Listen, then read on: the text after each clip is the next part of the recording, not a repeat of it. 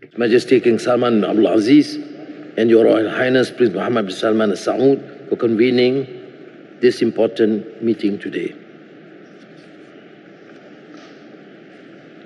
Excellencies, ladies and gentlemen, I concur with the many excellent points and recommendations made by fellow leaders. Their views reflect a united voice of the Muslim Ummah, born out of the surge of shared conviction among our people. We acknowledge that the circumstances confronting the Muslim world and the Ummah has been most trying and challenging.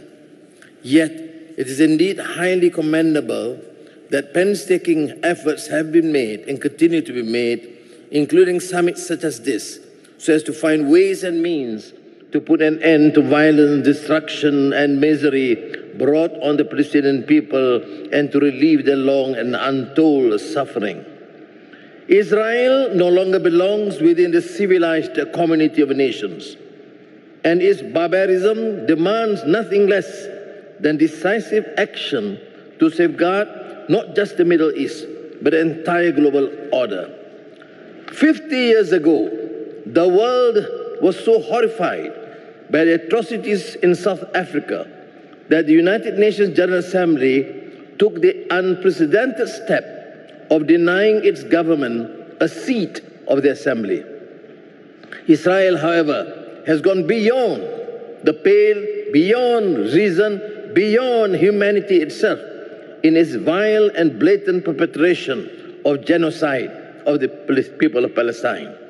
These cumulative acts of violence against an entire nation leaves us with no choice but to demand the swift and effective action of the international community, including embargo, suspension, and even expulsion.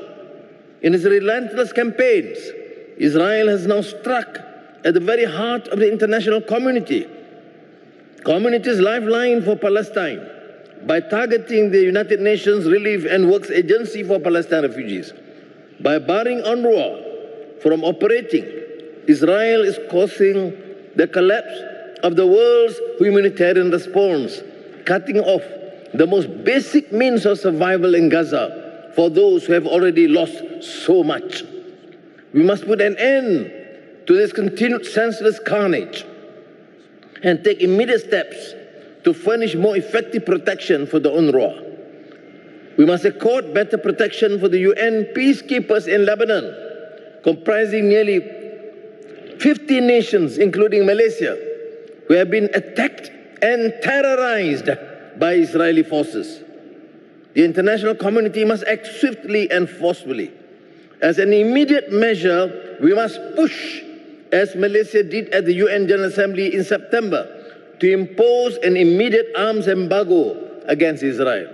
Nevertheless, the severity of Israel's assault on humanity's most basic rules of international compact deserves consideration of a more serious response.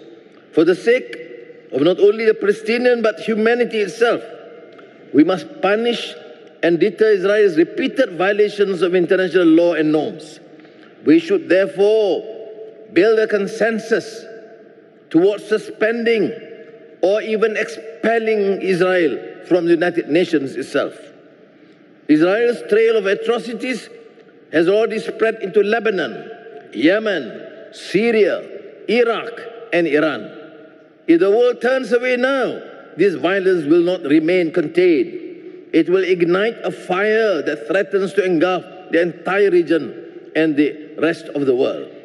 At the end of the day, the most aspects of our concern are the victims.